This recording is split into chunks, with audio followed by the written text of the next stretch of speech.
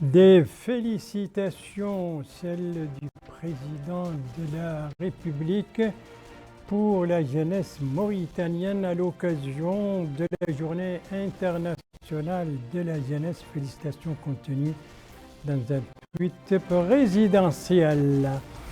Des mesures, celles annoncées par le ministre de l'Agriculture pour soutenir les agriculteurs. C'était lors d'une réunion hier soir à Kaedi qui a regroupé autour de lui les agriculteurs, les investisseurs et d'autres acteurs dans le domaine. Un lancement, celui des forums pour la culture, la jeunesse et les sports. C'était hier soir à l'ancienne maison des jeunes ici à Nouakchott, supervision du ministre de la Culture, de la Jeunesse, des Sports et des Relations avec le Parlement.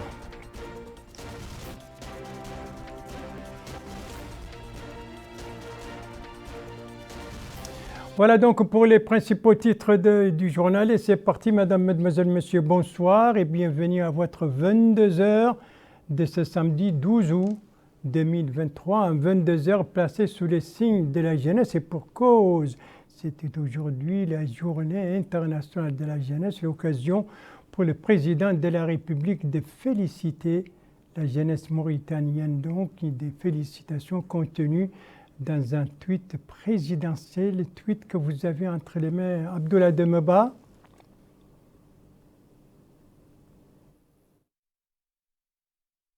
Mes fils, mes sœurs jeunes, je vous félicite à l'occasion de votre journée mondiale, tout en soulignant votre rôle central dans le présent et l'avenir du pays. Vous êtes pour nous le moyen et l'objectif de tout développement réussi.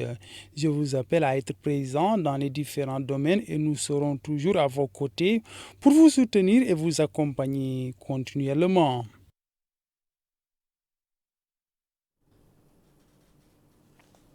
Et ça, c'était donc le tweet du président pour féliciter la jeunesse mauritanienne à l'occasion de la journée internationale de la jeunesse. Une jeunesse que le président de la République a invité à être présent dans tous les domaines et lui a réaffirmé son soutien et son accompagnement. C'est ce qui ressort donc de ce tweet présidentiel.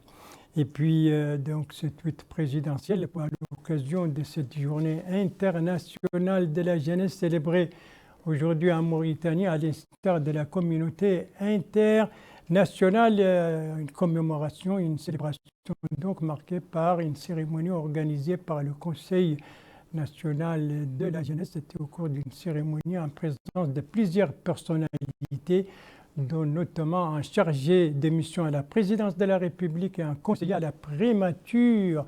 Alors, sous quel thème a été célébrée cette année, cette journée internationale de la jeunesse, Aminata Khan?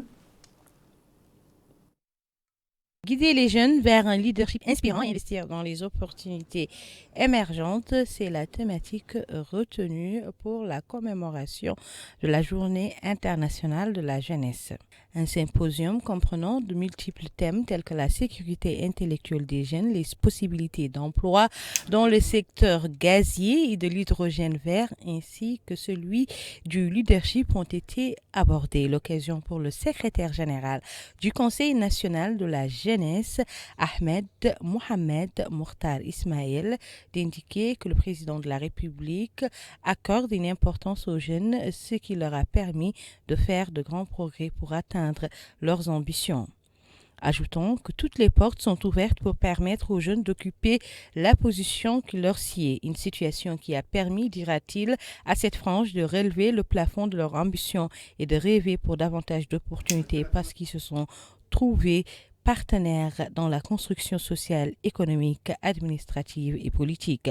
Au sujet de la situation actuelle du pays, le secrétaire général du Conseil national de la jeunesse a déclaré que notre pays a connu sous le régime actuel de nombreuses opportunités prometteuses et de brillantes perspectives dans le domaine de l'emploi, rappelant aux jeunes que notre pays est sur le point d'exploiter le gaz naturel et l'hydrogène vert qui sont des domaines très fertiles pour l'emploi et attirent des centaines de demandeurs d'emploi, ce qui nécessite de donner une plus grande priorité au développement des compétences et de permettre aux jeunes d'acquérir l'expertise nécessaire.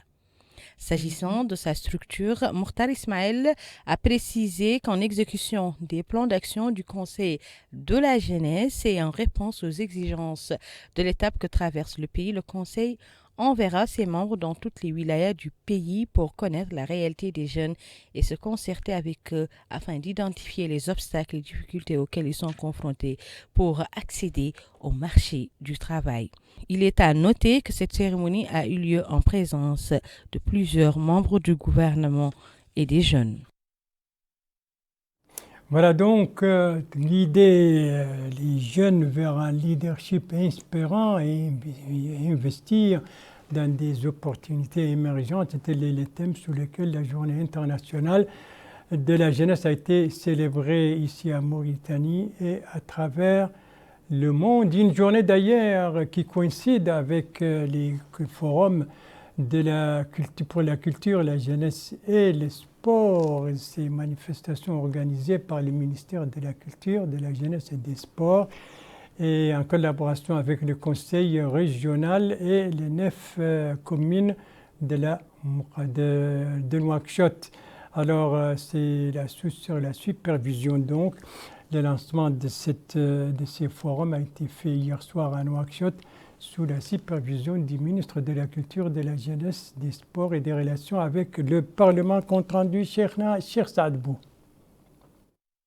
Cette manifestation dédiée à la jeunesse est une occasion appropriée pour évaluer le niveau d'accès aux services de base tels que la santé, l'éducation et l'état civil et pour discuter des approches qui valorisent et améliorent les résultats obtenus dans ce contexte et formuler des recommandations et des suggestions à l'issue des forums. Une occasion pour le ministre de la Culture, de la Jeunesse, des Sports et des Relations avec le Parlement, M. Ahmed Sid Ahmed Oulidje, de déclarer que le développement souhaite que ces forums soient un lieu de rencontre privilégié entre les jeunes, les autorités et les élus locaux, afin que les jeunes participent aux efforts de développement local et apportent leur contribution au renforcement de la cohésion nationale. Le ministre a indiqué que ces forums seront un cadre approprié à travers lequel les jeunes seront intimement familiarisés avec la réalité et les perspectives de développement local et régional, précisant que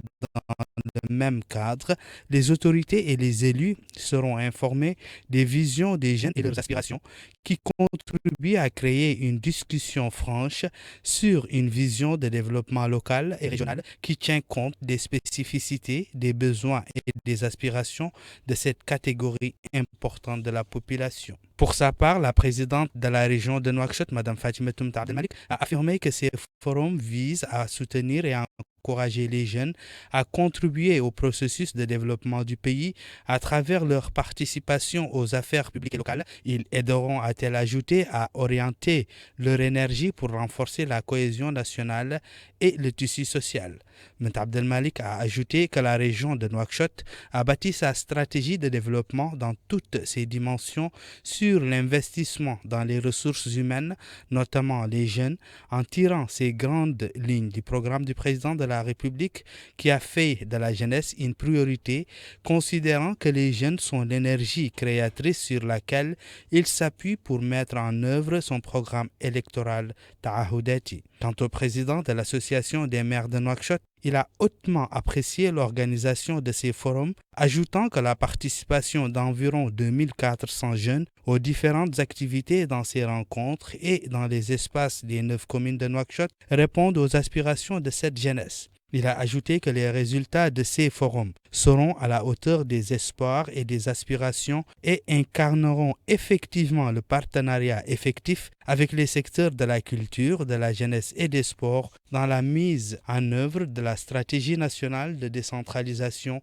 et de développement local. Il faut noter que la cérémonie de lancement de ces forums a été rehaussée par la présence du ministre de l'Éducation nationale et de la réforme du système éducatif, Mokhtar Ouldahi, et de la ministre de la fonction publique et du travail, Mme Zainabou Ahmedna, ainsi que des autorités administratives, les élus et un large public venu des 3 wilayas de Nouakchott et de ses 9 muqata'a. Et ça, c'était donc le lancement, la cérémonie de lancement de ces forums pour la culture, la jeunesse et le sport. forum donc lancé hier soir et qui vont durer 3 jours et qui vont voir la participation de 2400 jeunes. Et en tout cas, c'est aujourd'hui que ces forums ont véritablement commencé au niveau des 3 muqata'a des 3 wilayas de Nouakchott, compte rendu sur donc les activités ayant marqué le commencement de ces forums au niveau de chaque wilaya avec Abdoul Ademba. Ce forum qui s'étale sur 3 jours vise à encourager le rôle des jeunes dans le développement local et relever les défis s'y afférents. Il est organisé par le ministère de la Culture, de la Jeunesse et des Sports et des Relations avec le Parlement en collaboration avec le Conseil régional de Nouakchott et avec la participation des 9 municipalités de la capitale. Au niveau de la wilaya Nouakchott-Ouest, les jeunes des communes d'Ixar, de Sebkha et de Tafrak Zeina ont pris part à ces échanges et présentations se rapportant au sport, à l'immigration clandestine, à l'éducation et au rôle des jeunes dans le développement local. Le maire de Tafrak Zeina, Taleoul Mahjoub, a déclaré espérer des retombées positives à la suite de ce forum, se dit-il, au niveau de tous les secteurs et problèmes qui vont être posés. Ce forum, c'est un rapport direct entre la jeunesse et l'administration. Donc ça, c'est quelque chose qui est vraiment à saluer. Ça va permettre aux jeunes d'abord de voir qu'ils sont pris en compte, que leurs souhaits sont pris en compte, que leurs vœux sont pris en compte. Et cela montre également que l'administration tient compte de ces jeunes, qu'il apporte une grande importance à ces jeunes. Maintenant, les problèmes que ces jeunes vont exprimer, ce sont des problèmes qu'ils vivent dans leur commune. Et nous souhaitons également que l'administration, que le gouvernement tiennent compte des problèmes qui sont soulignés dans ces débats. Le maire d'Ixar, Mohamed Saleh Ould-Oumar, a pour sa part mis en avant l'importance de cette activité particulièrement au profit des jeunes et habitants des différentes communes. Il a enfin indiqué qu'il sera une occasion d'évoquer l'historique de la commune d'Ixar, la pratique du sport entre autres.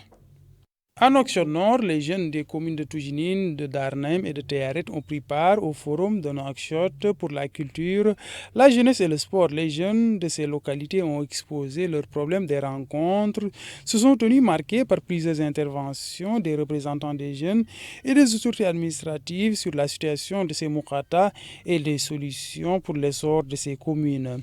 L'adjoint du maire de la commune de Darnem, Ibrahim Mohamed Salem, a salué l'organisation de cette activité. Il a en outre indiqué que ce forum est une opportunité pour les jeunes de participer à la vie socio-économique et sportive de leur municipalité, se dit-il, pour le développement local. Le maire de Théaret, Ahmed Mohamed Cheikh Oula Ali, a appelé les jeunes à tirer profit de ce forum et prendre part à l'édification de la nation. Il a enfin souligné que les autorités sont au service des citoyens.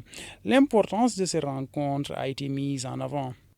Cette rencontre aujourd'hui permettra à nous tous à savoir les problèmes qui nous interpellent.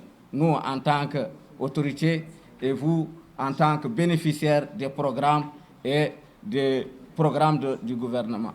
Vous savez, quand il y a l'implication de tout le monde, chacun va s'approprier au programme et ça donnera une réussite. Donc nous sommes là aujourd'hui à votre disposition pour parler de la muqata de Toujinine. Comme vous le savez, la muqata de Toujinine est une grande muqata. C'est la plus grande muqata en termes de superficie et en termes de population. Donc cela constitue des problèmes et des défis. Des problèmes d'ordre sécuritaire, des problèmes d'ordre économique, des problèmes d'ordre éducatif. Plus de 300 jeunes prennent part au forum Nouakchott pour la culture, la jeunesse et le sport au niveau de la wilaya de Nouakchott Sud, comprenant les communes d'Arafat, d'Elmina et de Riyad. Ces rencontres visent à renforcer les capacités des jeunes et les impliquer dans le développement local. En plus de la présentation d'exposés se rapportant à l'éducation, la formation et le rôle des jeunes dans la sécurité et la lutte contre l'immigration clandestine. Moussa Ould Abdallah, maire d'Elmina, a précisé lors de son allocution l'importance de ce forum pour la frange jeune. Il constitue une plateforme participative pour le renforcement des capacités des jeunes, fondement essentiel pour garantir la sécurité. Le maire de Riyad, Abdallah Mohamed Idriss, a pour sa part affirmé que ce forum est une opportunité de discuter de la formation professionnelle. Il a par ailleurs précisé l'important rôle joué par les jeunes dans le développement local. Voilà donc pour ces forums des jeunes qui ont véritablement commencé aujourd'hui au niveau de chacune des 3 wilayas de Nouakchott après le lancement officiel hier soir par le ministre de la Culture, de la Jeunesse, des Sports et des Relations avec le Parlement, des forums dont le résultat est très attendu et pour cause, puisque le ministre l'avait dit en lançant ces forums, la jeunesse est le principal pari des engagements du président de la République. Merci de suivre les JTF de Mauritanie, la suite du journal, avec d'abord les activités du ministre de l'Agriculture au Gorgol, où il a supervisé hier le lancement de la campagne agricole 2023-2024. Sur les activités donc du ministre de l'Agriculture, d'un reportage de notre correspondant permanent là-bas, Mohamed Ali Saleh, compte rendu revient en français par Aminata Khan. En marge du lancement de la campagne agricole pour la saison 2023-2024, le ministre de l'Agriculture, Momo Oulbelbeta, accompagné du Wali du Gorgol, Ahmedna Oulsidebo, a supervisé une réunion élargie aux agriculteurs. L'objectif étant d'assurer à ces derniers l'existence d'équipements et de mécanismes pour permettre au secteur de l'agriculture de jouer pleinement son rôle dans le développement. Une occasion pour le ministre d'appeler à la mise en œuvre d'une commission paritaire pour assurer le suivi des problèmes soulevés, soulignant que des mesures seront prises pour soutenir la production nationale en facilitant le processus d'achat et de vente du surplus à des prix raisonnables. Il a expliqué que le processus d'électrification des zones agricoles délivré par le président de la République au gouvernement depuis 2022 est en continuité dans les wilayas du Trarza et du Brakna, évoquant ainsi les efforts déployés dans le domaine de la protection des exploitations agricoles en organisant des campagnes de lutte contre les ravageurs qui se poursuivront par voie terrestre et aérienne grâce à des équipes mobiles appuyées par des voitures tout-terrain, des drones et autres appartenant à l'armée nationale. En ce qui concerne le matériel agricole, le ministre a prévenu qu'il sera fourni dans les délais, appelant les agriculteurs à établir une procédure pour leur emploi afin qu'ils puissent en bénéficier. En définitive, le ministre a souligné l'importance de bénéficier des services rendus par l'État dans le domaine agricole et de l'exploitation des superficies et de la bonification des terres qui ont été évaluées afin d'éviter certaines crises qui surviennent parfois, comme c'est le cas de la pénurie enregistrée ces derniers jours en oignons qui ne peut être justifiée au regard de la forte volonté du gouvernement et du président de la République de promouvoir le secteur agricole. À la fin de la réunion, le ministre a supervisé la distribution d'un lot de matériel aux agriculteurs. Il s'est également rendu au périmètre agricole de Mohamedou Semega, un investisseur de la wilaya du Gorgol dans le secteur agricole. Les activités du ministre de l'Agriculture, donc, au Gorgol, où il a procédé au lancement de la campagne agricole 2023-2024. Et il a annoncé des mesures pour le soutien des agriculteurs à l'occasion donc de cette campagne. C'était lors d'une rencontre hier avec les acteurs, autrement dit les investisseurs, les organisations et les associations agricoles, au cours d'une réunion tenue hier soir à Kaïdi. Après donc l'économique maintenant, le religieux avec donc une nouvelle mosquée à Boutilimit au Trarza, une nouvelle mosquée qui a été inaugurée hier, compte rendu de notre envoyé spécial Mohamed Amar Belloul, compte rendu revient en français par Cheikhna Cheikh Saadbou. Nous sommes dans la Muqata'a de Boutilimit, plus précisément dans la localité de Haïl Houache, pour l'inauguration d'une nouvelle mosquée baptisée Mosquée Maïmouna Bint Sidi. La particularité de cette mosquée est qu'elle a été bâtie sur la place qui jadis servait de maison à Maïmouna Bint Sidi, une dame pieuse qui avait consacré sa vie à enseigner le Coran. Présent à la rencontre, M. Sidi Mohamed Saleh, directeur général des mosquées au ministère des Affaires islamiques et de l'enseignement originel, porte-parole du jour du ministre des Affaires islamiques et de l'enseignement originel, a indiqué que la nouvelle mosquée sera un temple de savoir dans la diffusion des sciences originelles et à la préservation de notre patrimoine culturel marqué par un rayonnement islamique. Au nom de la famille de Maïmouna Sidi, Madame Najah Sidi a témoigné des valeurs qu'incarnait Maïmouna de son vivant et de son amour pour le prophète, paix et salut sur lui. Elle a appelé les fidèles à veiller sur la propreté de la mosquée. L'inauguration de cette nouvelle mosquée vient encore une fois démontrer de l'intérêt qu'accorde le département des affaires islamiques aux mosquées qui ont pour mission d'éduquer les populations sur les nobles valeurs de notre religion. Boutilimite qui dispose désormais d'une nouvelle mosquée qui a été inaugurée hier, capacité plusieurs dizaines de fidèles, et c'est une mosquée dont la construction a été assurée par des bienfaiteurs privés. Alors après avoir prié dans cette mosquée, nous quittons Boutilimite en empruntant la route de l'Espoir à direction l'est du pays. Et nous parcourons à peu près 216 km et nous sommes à Maqta al-Hjar au Barakna, Maqta al-Hjar, qui vit à l'heure de la troisième édition de son festival culturel. Ce coup d'envoi hier soir sur l'atmosphère de cette première soirée, eh bien, des informations nous ont été fournies par notre correspondant permanent là-bas, Mohamed Lemine Ladi, compte rendu revu en français par Aminata Khan. Un public nombreux a assisté hier soir à la première soirée de la troisième édition du Festival culturel et du développement de Maqta al-Hjar. Inauguré par le hakem de la Muqata, Mohamed El-Mukhtar Mohamed Oul Mahfouz, le festival vise à dépoussiérer le patrimoine culturel et littéraire de la ville de Maqta al-Hjar, réputée pour son rayonnement culturel et scientifique et la diversité de son patrimoine. Le maire de la municipalité de Maqta al-Hjar, Baba Ould Ahmed El-Mustafa, a souligné dans un discours qu'il a prononcé pour la circonstance que ce festival permettra inévitablement de continuer à promouvoir chez les habitants la valeur de la tolérance et de construire des horizons pour les liens sociaux entre les différentes composantes de la Muqata, ajoutant que le festival constitue un creuset de culture et représente un levier pour l'économie locale et un support très fiable pour soutenir le développement. Le maire a apprécié le niveau de réalisation accompli au cours de ces dernières années sous le magistère du président de la République, Mohamed Ould Cheikh El-Ghazouani. Lui succédant, le président du festival, Cheikh Hamdan Abba, a passé en revue les objectifs du festival qui comprennent la présentation de l'histoire de la ville et ses capacités sur les plans culturels, économique et touristique. Il a ajouté que cette édition du festival est largement suivie par les artistes, musiciens et littéraires. Il est à noter que des soirées artistiques seront organisées tout au long du festival, des soirées artistiques et théâtrales qui aborderont les problèmes les plus importants, en particulier le phénomène de l'immigration clandestine et les risques qui y sont associés.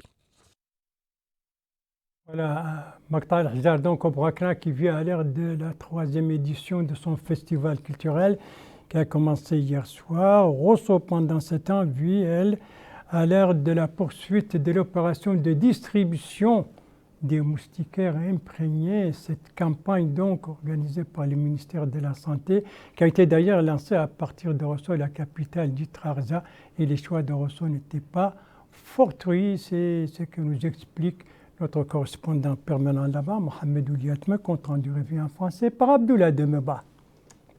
À Rosso, la saison des pluies est marquée par la présence de flaques d'eau au niveau de certaines zones inondables de la ville, ce qui est propice à la propagation de certaines maladies, particulièrement le paludisme. Dans ce cadre, le secteur de la santé a procédé à la distribution de moustiquaires imprégnés au niveau du poste de santé de Satar. Cette campagne vise à protéger les habitants des moustiques. Madame Salma Mohamed Fall, superviseur de ce point focal de distribution de moustiquaires, a souligné que cette activité rentre dans le cadre de la campagne menée pour protéger les résidents, particulièrement au vu, dit-elle, de l'abondance des eaux de pluie pouvant occasionner des inondations. Elle a en outre affirmé que les enfants aussi bénéficient de cette intervention pour lutter contre la malnutrition.